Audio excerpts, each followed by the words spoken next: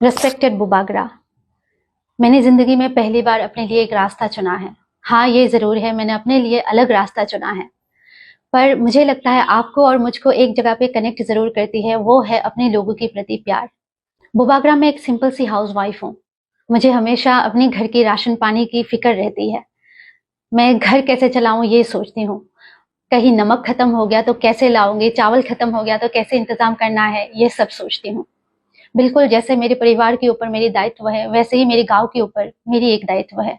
जब भी मैं अपने गांव में जाती हूँ तो देखती हूँ मेरे गांव के लोग छोटे छोटे चीजों के लिए तरसते हैं, तड़पते हैं। एक बड़ी जंग के लिए, एक बड़ी सोच के लिए खाली पेट कोई भी जंग लड़ा नहीं जा सकता। उसके लिए बेसिक रिक्वायरमेंट जरूरी है। जो बेसिक नीड्स है वो हम पूरी नहीं कर पा रहे हैं अपने गांव के लोगों के लिए। जो रोटी, कपड़ा, मकान है, उन सब छोटे छोटे चीजों के लिए मेरे लोगों को तड़पना पड़ रहा है, तरसना पड़ रहा है। जब भी मैं किसी भी ब्लॉक में जाती हूँ उनको मदद करने के लिए, कुछ भी करने जाती हूँ, तो उनकी आंखों में मुझे बेबसी साफ दिखाई देती है। वो तड़प, वो दुख नजर आता है। और मुझे लगता है एज ए हाउस वाइफ मैं सबसे पहले अपने घर की सारे सामान ठीक ठाक है या नहीं वो देखती हूँ।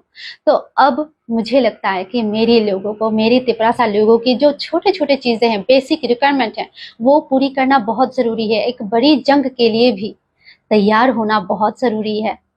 जिनके पास बेसिक खुराक नहीं है जिंदगी जीने के लिए, रोटी कपड़ा मकान के लिए तरस रहे हैं, वो क्या जंग लड़ेंगे? वो तो अपने पेट की जंग से ही लड़ते लड़ते मर रहे हैं।